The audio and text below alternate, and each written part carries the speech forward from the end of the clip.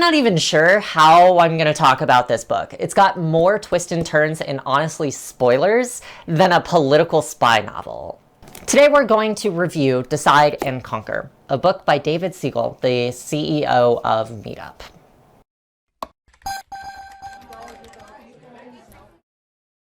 But we're going to be honest, I'm not going to go through the massive twists and turns and the drama and the intrigue that involves Adam Neumann, the CEO of WeWork and very well-known, absolutely crazy mogul. This book shouldn't be reviewed for its standout moments. It shouldn't be reviewed for its massive drama. It shouldn't be reviewed chapter by chapter. It should really be reviewed based upon the major takeaways that David had. He gives us those takeaways. He gives us the toolbox right from the get-go on page 23 of this book. Be kind and be honest. Be bold and be speedy, but also be pragmatic. You need to expand your options and be long-term focused. Whenever you make actions, don't focus on the here and now. Focus on what it's going to do to limit you moving into the future. Do what's right by your business and by your employees. And probably my favorite one, if I'm honest, be surprised only by being surprised.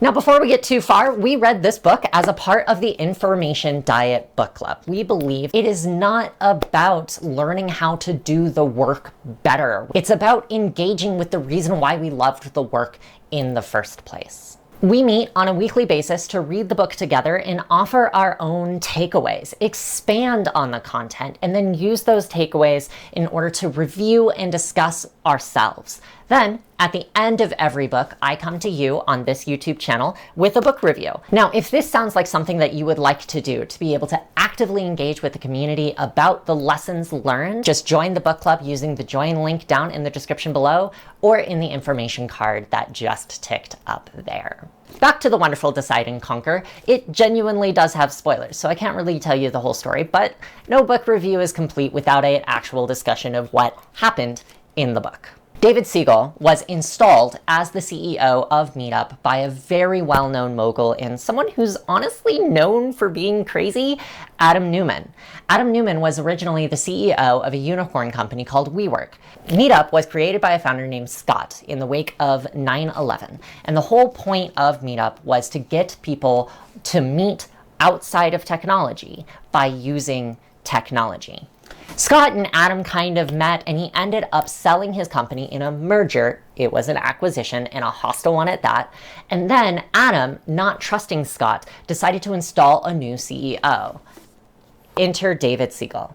Almost immediately, David went from Adam's good side to Adam's bad side. And this book is about the first week, the first 30 days, the first 90 days, the first 6 months, and the first year of Meetup, all the way up to and through the COVID crisis for Meetup, a physical meetings company. So we're going to talk about the first takeaway for this book. And honestly, once again, all of the takeaways were given to us by David in his toolkit in the very beginning of the book. I think it's really, really important that we not just look at this list. We also need to recognize the context in which these lessons were learned. Honestly, David was left with more bad news that he had to deliver to a person in a 6-month period than I think I have ever seen from any CEO, and it was rough. First thing that David actually did when he looked at Meetup and its community culture and how it was going to integrate into WeWork is that he was very bold, he was very speedy, he was very pragmatic. He went to Adam and simply said, if Meetup is going to succeed, it cannot be under WeWork's hands. Adam Neumann became canceled online. His discussions about his investorships and the amount of money that he was bringing into WeWork totally exploded. A whole bunch of stuff happened, and all of that stuff falling on to Meetup was David's responsibility to fix. I am genuinely awed by David's capacity to thread the line between all of the honestly bullshit from WeWork and his employees. He approached every move with empathy. He put his employees first. He did everything he could to keep Meetup alive and afloat despite the problems that involved the hostile takeover of WeWork. On one occasion, David was informed about a potential buyout plan for Meetup within 10 minutes of it being released to the public. He had to usher all of the employees for Meetup, this was right before COVID, before they were all about to go home, and informed them all that they would very, very likely have another layoff. His ability to put everyone in, have an empathetic statement, be transparent and honest, and control the situation within a 10-minute period was incredible. He managed to get in front of it. He was highly proactive. He put his employees first. He was pragmatic, and he was surprised only by being surprised. But I mean, what can you do when a pandemic happens? The most important takeaway that I have from Meetup is that the company was initially intended to get people off of technology and meeting in physical spaces.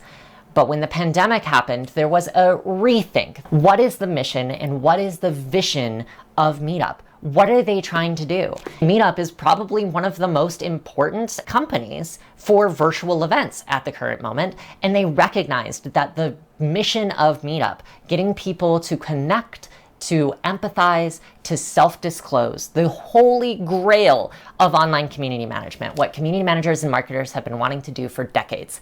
Meetup recognized that just that interaction is what honestly matters.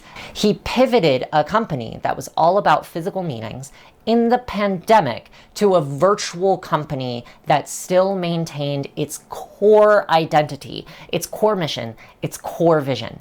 And the major takeaway about all of this was that, one, he was pragmatic about the fact that you had to social distance, and this could have killed the company. He chose to expand his options moving forward into the future to make sure that Meetup's physical events, which would doubtlessly happen later on down the line, had a better connective funnel of individuals who wanted to meet in person because they had already met online. And two, the mission and the values of Meetup still existed despite a little bit of a different process infrastructure. What I took from this is that your boundaries for your company and your expectations are incredibly important. You need to know what you're doing and you need to know why you do it.